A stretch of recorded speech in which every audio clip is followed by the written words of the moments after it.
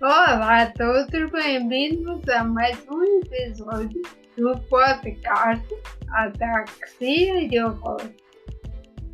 Este podcast tem como principal objetivo dar a conhecer, desmistificar e sensibilizar a população em geral sobre a ataxia como doença e como sintoma. Como já deve saber, eu sou a Susana Fitinha.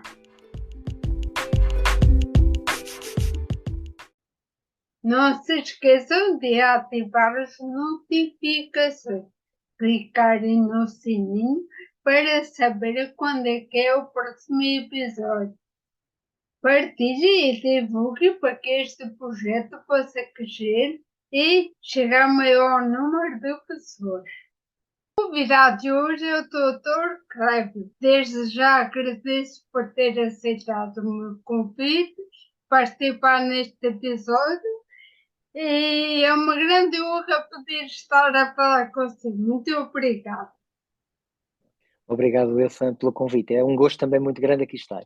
O Dr. Clébio é investigador principal na área das neurociências moleculares e da terapia genética e diretor do Centro de Investigação em Biomedicina da Universidade do Algarve. Espero não estar aqui cometendo nenhuma gafe. Tudo Tiver certo, tudo coragem. certo, tudo certo.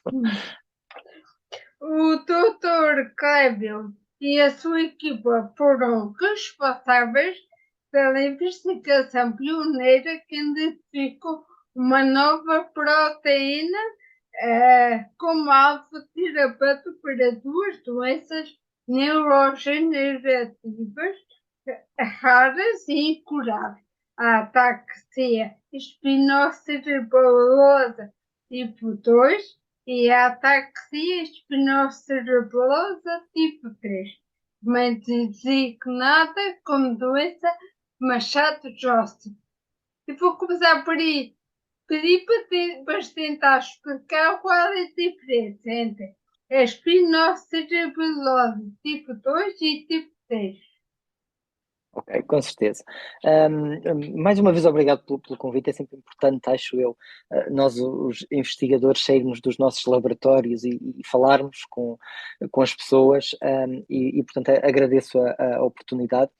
Ora bem, as ataxias como um todo, elas representam, eu penso que hoje em dia já se descreveram mais de 50 tipos diferentes de ataxias, e elas são de facto causadas por motivos diferentes, por causas genéticas diferentes, mas têm de facto em comum então esta degeneração do cerebelo, que depois, claro, se manifesta em sintomas, em diversos sintomas, mas cujo o principal é, de facto, a ataxia.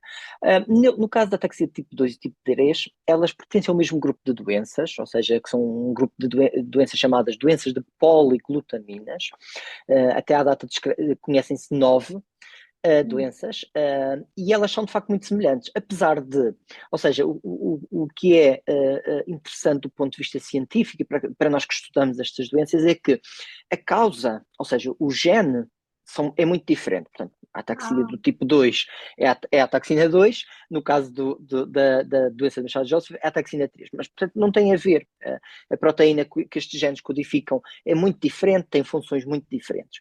Mas depois, do ponto de vista de manifestações de sinais e de sintomas e o que acontece depois no cérebro destes doentes, existem algumas semelhanças. Daí que muitas vezes se tente fazer estas pontes, que é estudar não só uma, mas ir, portanto, ter uma como principal, mas depois ver se na outra também acontece a mesma coisa.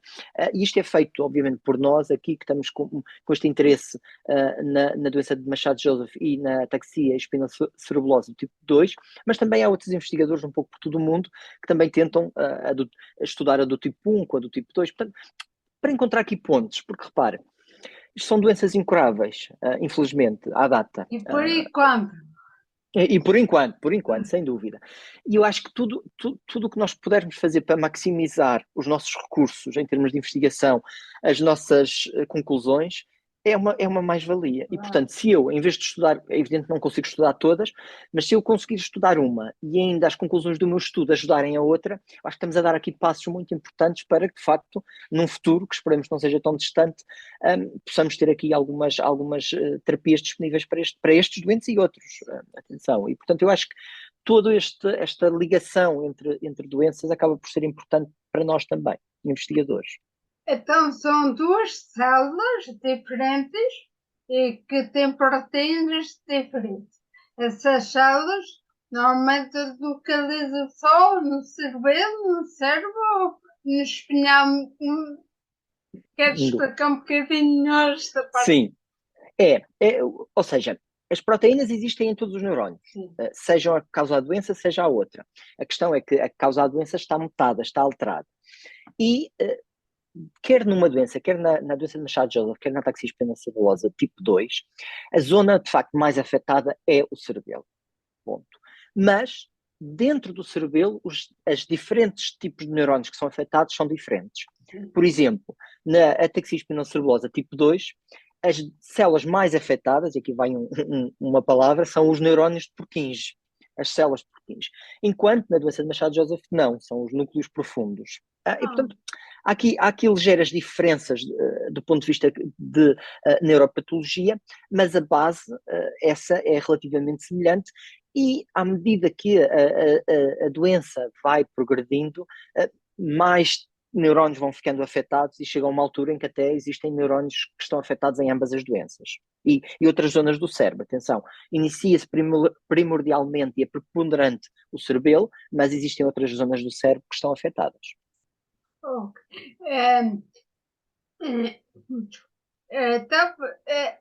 Então, a espinocerebellosa não é ataxia Machado-Joseph?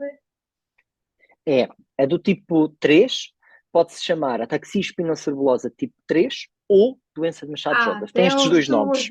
Okay. Estava aqui agora com a dúvida, como falava, e se calhar são dois, estou aqui cometer com uma gafe.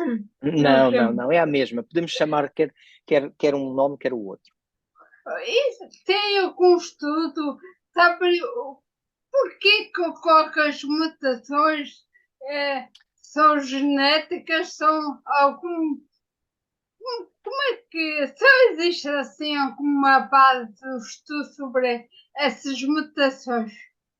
Sim, há obviamente estudos que, no fundo, demonstram como é que estas mutações surgiram pela primeira vez, ditas de novo, mas atualmente estas doenças, no fundo, mantêm-se porque elas são transmitidas à descendência pelos pais. Reparem, é uma doença genética, tem um caráter dominante. O que é que isto quer dizer? É que basta apenas uma cópia do gene mutado para que a doença se manifeste.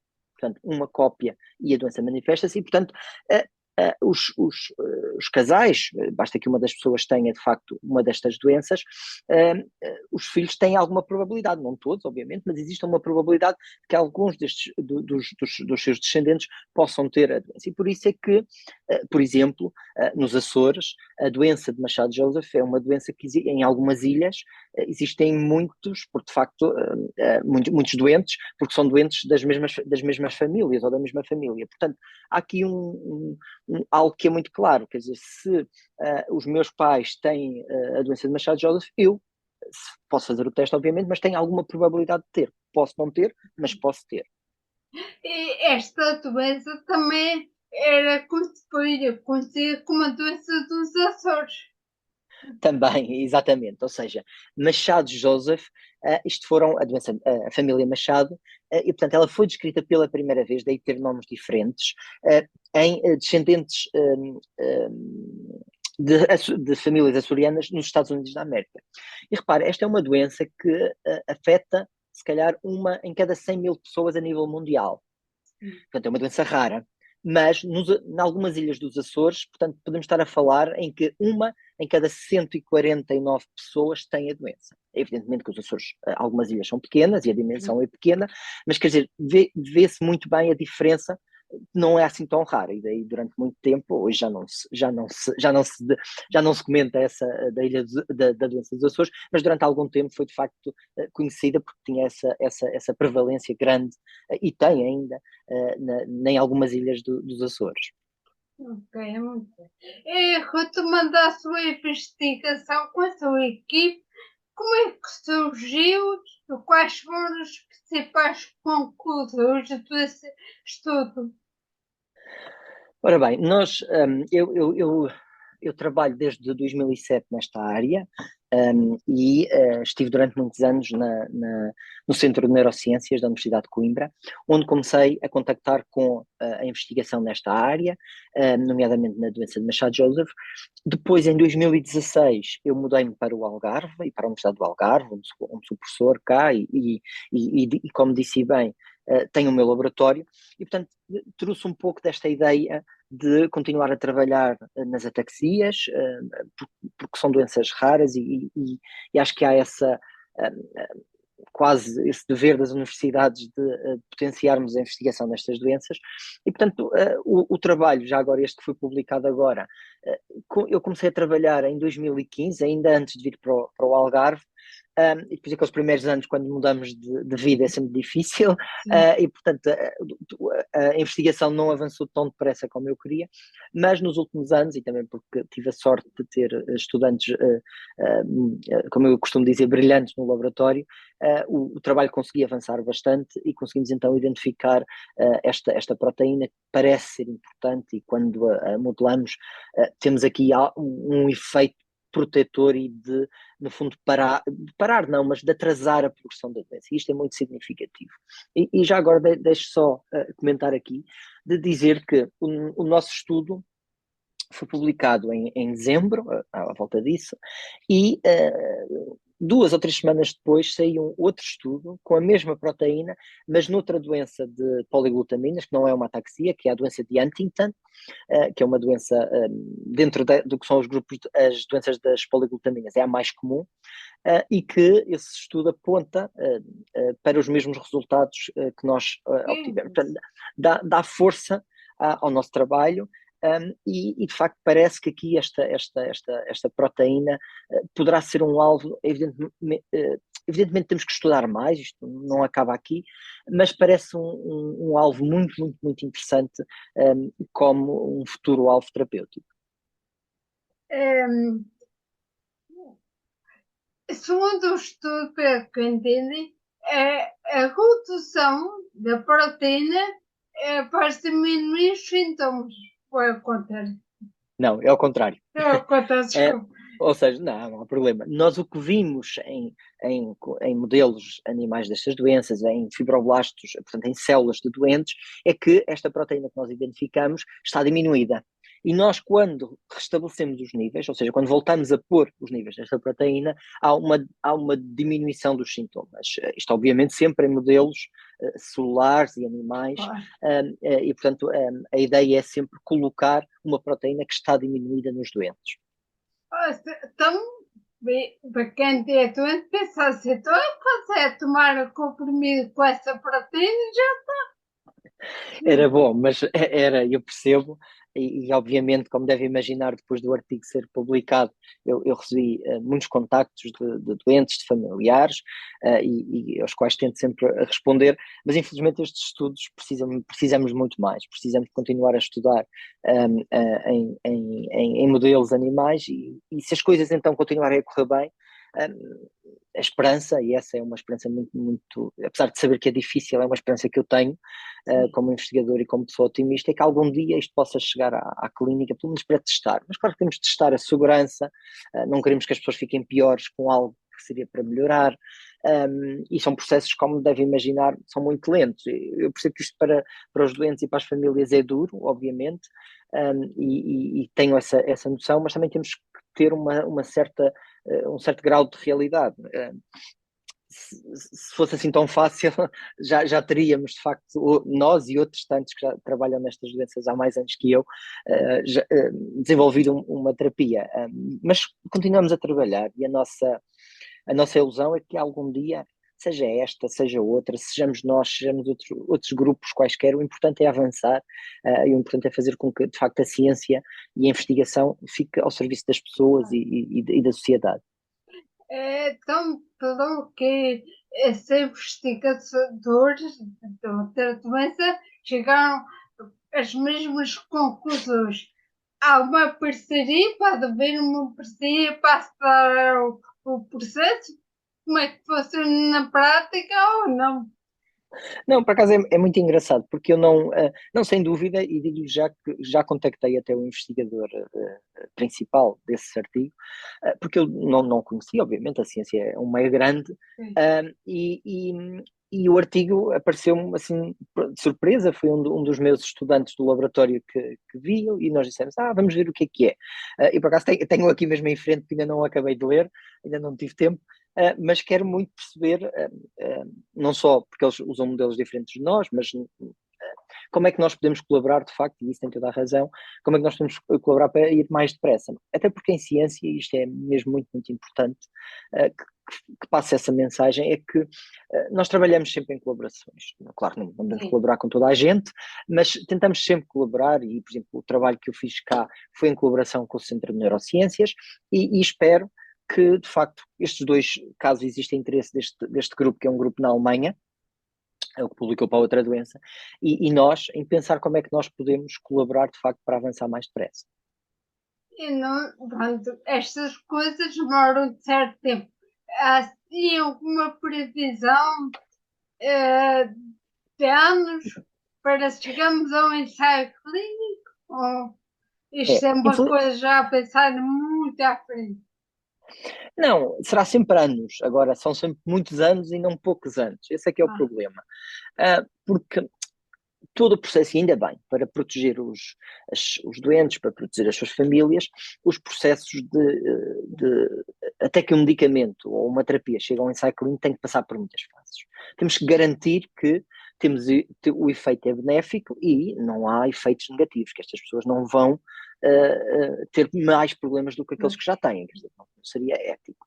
Portanto, há aqui uma série de barreiras, entre aspas, e de etapas, não é barreiras, é etapas que temos que ir cumprindo até ver se conseguimos ter, e repare, isto vão ser, eu costumo dizer que é barreiras cada vez mais altas, vai ficando cada vez mais difícil, nós provamos isto, agora tenho que provar isto, e agora mais isto, até para ser o mais seguro e para termos evidências que quando chegarmos a um doente, vamos ter que fazer alguma coisa de bom e que ele vai melhorar pouco, muito, qualquer coisa. Portanto, é um processo de anos. E é um processo também que é difícil, e aqui no caso das doenças raras também, permita-me dizer que é um processo ainda mais difícil porque existem poucos doentes.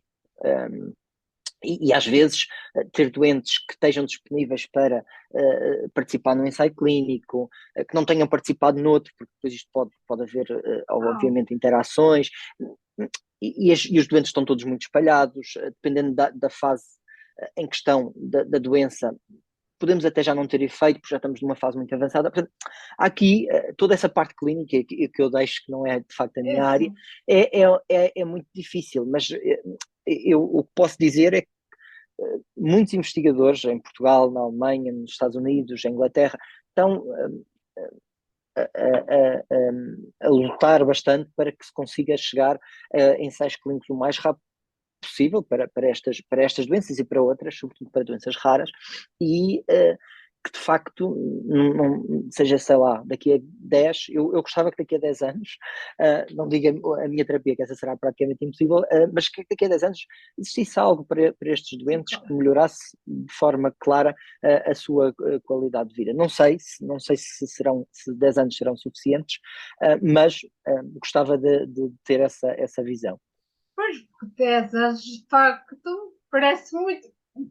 Para pessoas comuns parece muito, porque para quem está na área de investigação já não é muito. Mas muitos querem uma resposta imediata e não há. Apesar de que não existe certamente, por menos que conheça, nenhuma doença Machado não Não, existe. não, Nem na não. América, não. Nada. O que existem são, obviamente, tratamentos para os sintomas, mas só para os sintomas, não, nada que consiga parar ou atrasar a progressão da doença. E, portanto, isso é algo que está, como eu lhe disse, estão, eu sei que há ensaios clínicos planeados nos próximos anos, este ano, o próximo e daqui a 2 anos, e eu tenho esperança que desses algo saia e que chegue à clínica o mais rápido possível. Mas ainda assim estamos a falar de um processo, como eu disse, e disse bem, para quem tem uma destas doenças, 10 anos é uma eternidade, mas há passos que nós não conseguimos fazer mais depressa. Quer dizer, se nós fazemos uma experiência, temos que esperar que a experiência termine, temos que analisar, temos que ver se aquilo faz sentido, temos que repetir. Infelizmente é um processo mais lento do que todos nós queríamos, mas também só assim, a ser lento, é que nós conseguimos que os resultados que nós tenhamos sejam robustos e que sejam fortes e que nós confiemos nesses resultados para que de facto eles cheguem à clínica. Pois, que é depois também para a indústria farmacêutica agarrar nisso e potencializar e Claro. disponibilizar. Porque são muitas entidades que também estão a abrir nessa coisa. E quando há muitas vezes as coisas prolongam-se mais. É verdade. E que parte também económica também deve contar muito. Sim. Não, é evidente. Infelizmente, eu não gosto muito de entrar nessa questão económica e das farmacêuticas, mas a verdade é preciso dinheiro para os ensaios clínicos, é preciso dinheiro para produzir os medicamentos. Obviamente que é diferente uma doença que seja rara e que temos poucos doentes, uma doença que tenha muitos doentes e que isso há obviamente mais interesse, quer dizer, é como as coisas funcionam. Mas também deixe-me dizer que as coisas também têm melhorado muito no sentido em que há cada vez uma maior consciencialização para as doenças raras, para a importância de estudarmos, não deixarmos, porque uma doença pode ser rara, mas o conjunto das doenças raras como um todo não são assim tão raras e até são mais frequentes do que aquilo que se parece, do que se pensa. E, por exemplo, na União Europeia, existem cerca de 30 milhões de pessoas com doenças raras. Quer dizer, isto são 3 vezes a população portuguesa. Portanto, visto assim, não é assim tão raro quanto isso. E, portanto, eu acho que isso também tem mudado muito. Tem havido um esforço grande das associações de doentes, das próprias entidades. A União Europeia tem feito um esforço muito grande para olharmos para as doenças raras de uma forma mais incisiva e para não as deixarmos de parte.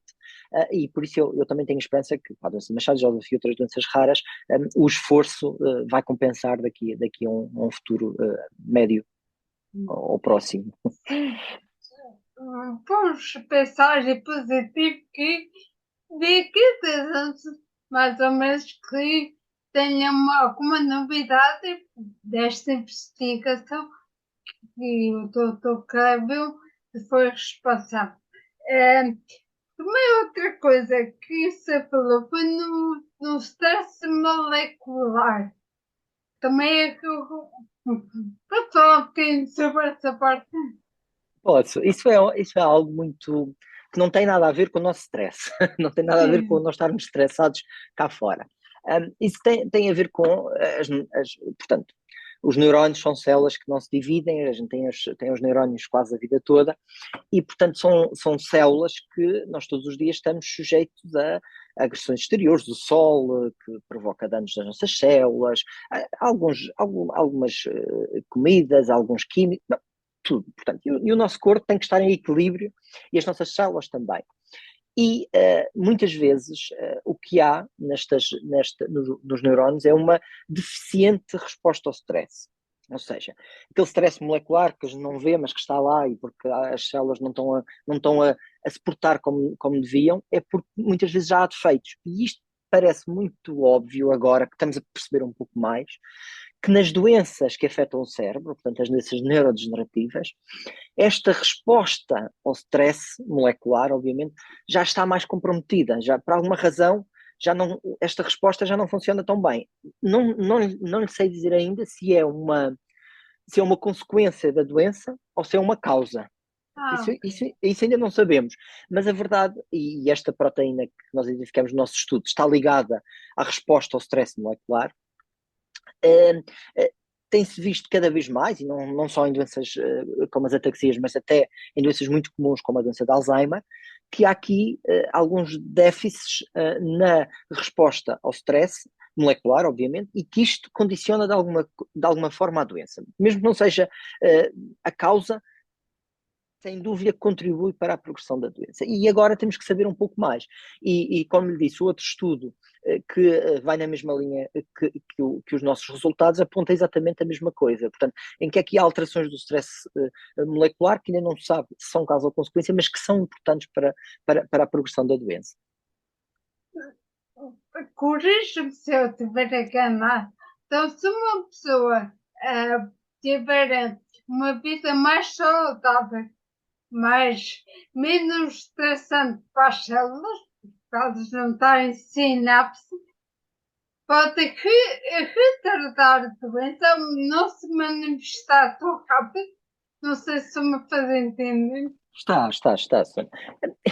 Eu acho que isso, repara, uma vida saudável que todos nós deveríamos ter, infelizmente às vezes temos os nossos excessos, eu Sim, acho que é bom para qualquer, até para uma pessoa dita saudável, quer dizer, se tivermos um estilo de vida com uma alimentação cuidada, com exercício físico, com boas noites de sono, isto é bom, e evidentemente que não vai curar, uma pessoa que tenha uma doença, sim. isto não cura, mas evidentemente que melhora, porque se o nosso corpo estiver melhor, consegue também lidar melhor com tudo. E a Susana sabe, se alguma noite dormimos mal, no dia a seguir já não estamos com tanta energia do que como uma noite bem dormida, em que acordamos cheios de energia. E isto é a mesma coisa, se nos alimentamos bem, se bebemos sumos de frutas, essas coisas todas, sentimos bem. E portanto eu acho que é quase uma regra para a vida, mas também, obviamente, que para as pessoas que têm alguma doença degenerativa, se calhar ainda mais. É, porque muitas vezes esquecemos aquele stress do corpo que se manifesta, a ansiedade e tudo mais, mas nunca pensamos que pode afetar as células e comprometer. Mas E agora, afeta, porque. É, mas, agora falar que é, estou aqui a fazer a ligação. Mas afeta, nós somos quer dizer, nós somos estes organismos complexos, mas a nossa base são as células. E se nós tratamos bem o nosso corpo e as nossas células, elas também irão estar mais adaptadas para. Repare, quando nós estamos com o sistema imunitário mais em baixo, rapidamente apanhamos uma constipação, apanhamos uma gripe.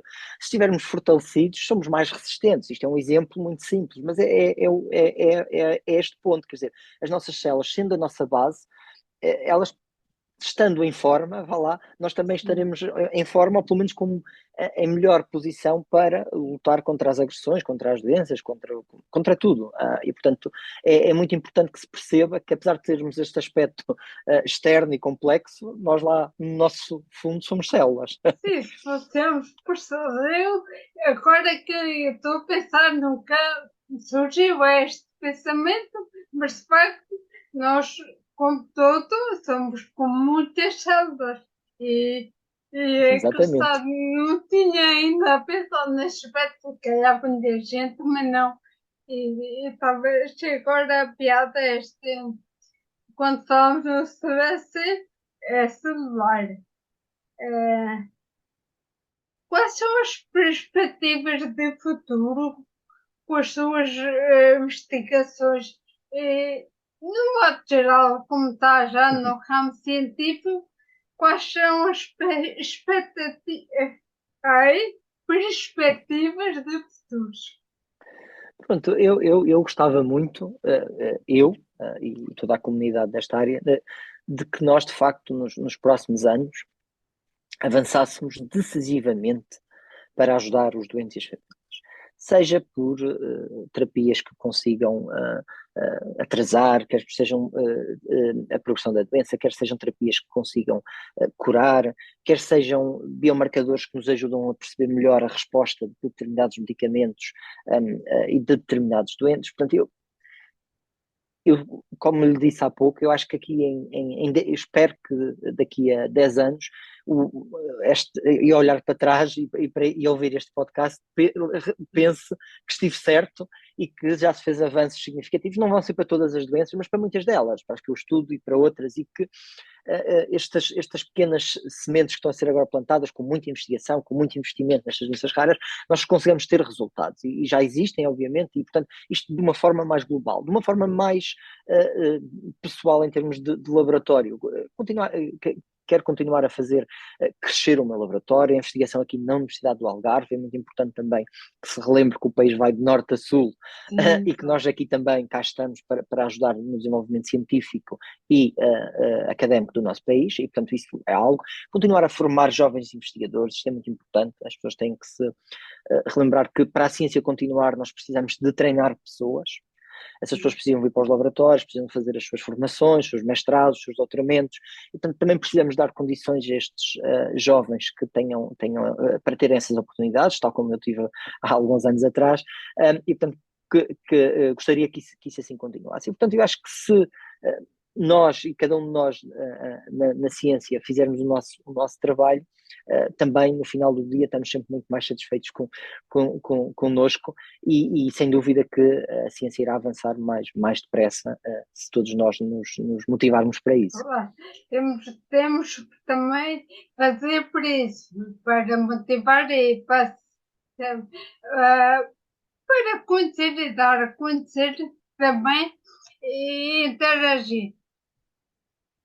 E acha que há interesse em Portugal em haver novos investigadores? Ou é uma área que está um pouco esquecida? Como é que é a realidade em Portugal? É assim, eu também não tendo, eu sou uma pessoa positiva e portanto não tendo a ser demasiado catastrofista. Eu penso que é sempre importante lembrarmos que Portugal é um país pequeno, com recursos limitados e que não podemos investir só em ciência. Claro que eu acho que a ciência merecia mais.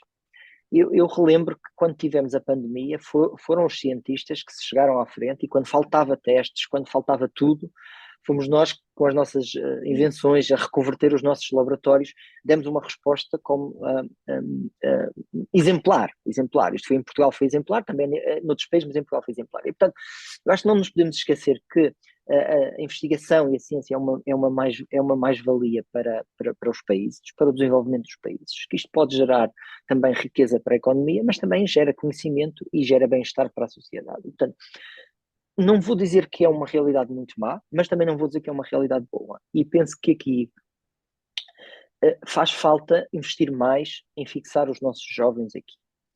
Porque está-se a fazer um investimento grande em formar bons investigadores, mas que infelizmente depois faltam oportunidades e esses investigadores depois acabam por ir para o estrangeiro.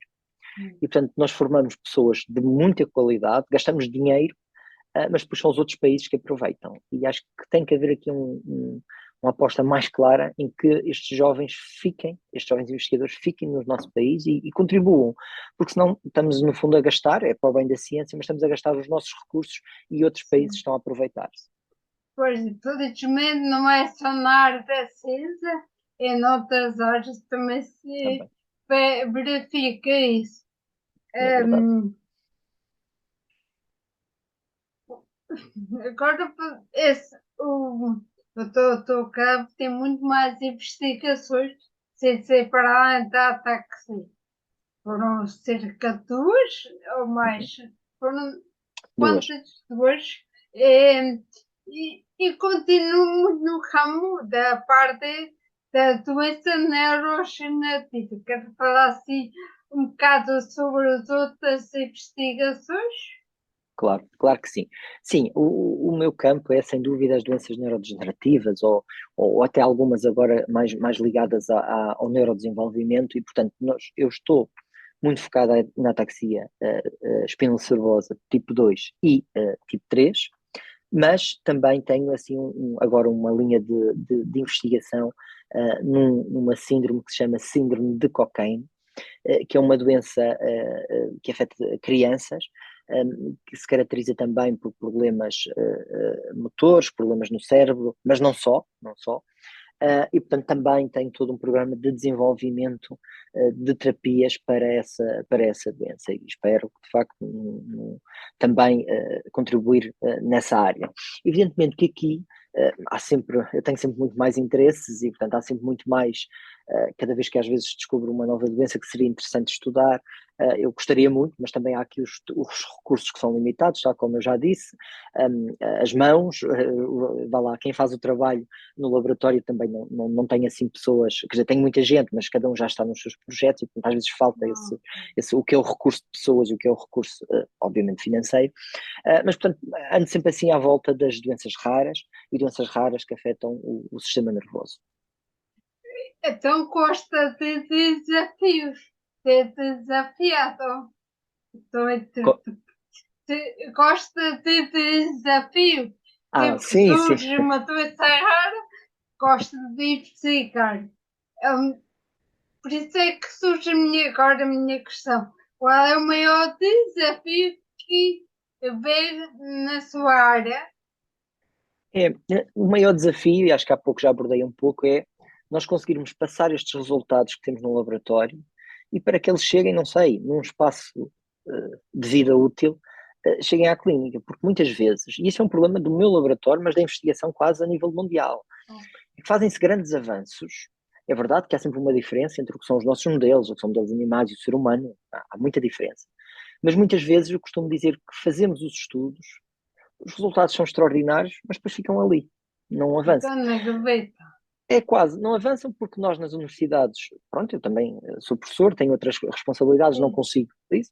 Às vezes falta o financiamento para avançar mais adiante, e depois também chega aqui uma barreira em que nós depois precisamos de, como disse há pouco, de empresas, precisamos de médicos, precisamos de equipas mais multidisciplinares do que as que temos atualmente num laboratório. E, portanto, o grande desafio, e esse não é só do meu laboratório, é um desafio da nossa área, é passar estes resultados do laboratório para a clínica.